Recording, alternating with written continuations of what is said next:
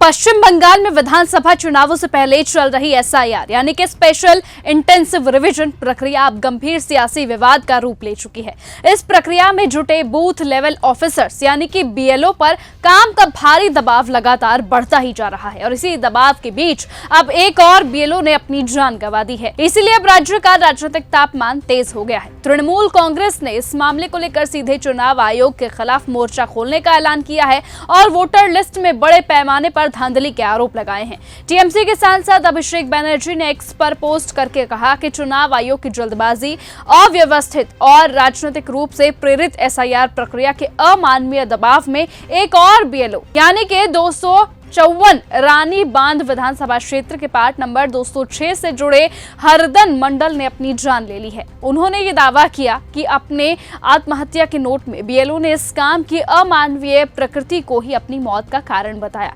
अभिषेक बनर्जी ने चुनाव आयोग के साथ साथ बीजेपी पर भी गंभीर आरोप लगाए और कहा कि भाजपा के इशारे पर यह प्रक्रिया बिना किसी व्यवस्थित योजना के लागू की गई है, जिससे दहशत, तनाव, थकान और डर का माहौल बना और अभी तक 50 से ज्यादा लोगों की जान जा चुकी है।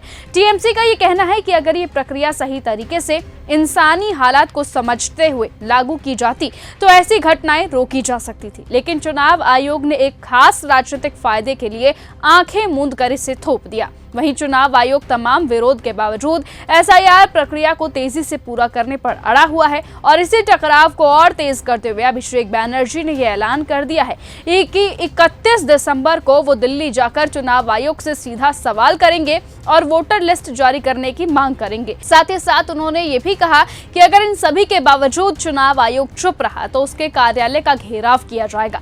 कुल मिलाकर साफ है कि एसआईआर प्रक्रिया को लेकर चुनाव आयोग और टीएमसी के बीच टकराव अब निर्णायक मोड़ पर आ चुका है और आने वाले दिनों में ये विवाद और ज्यादा गहराने वाला है। यानी कि सीधे तौर पर टीएमसी एसआईआर का बदला और साथ ही साथ बीएलओस की जान जाने का बदला भाजपा से लेकर रहेगी। इसलिए अब देखना होगा कि 31 दिसंबर को दिल्ली में क्या कुछ बड़ा होता है। क्या सचमुच टीएमसी अपने वादों पर कायम रहेगी? जो भी होगा देखना दिलचस्प होगा। तब तक के लिए बने रहिएगा और ऐसे ही देखते रहिएगा न्यूज गंगा। नमस्कार। अगर आपको यह हमारा वीडियो पसंद आया हो तो इसे लाइक और शेयर करना बिल्कुल ना भूलें। साथ ही हमारे चैनल न्यूज गंगा को सब्सक्राइब और फॉलो जरूर करें ताकि देश और दुनिया की हर बड़ी खबर आप तक सबसे पहले पहुंचे।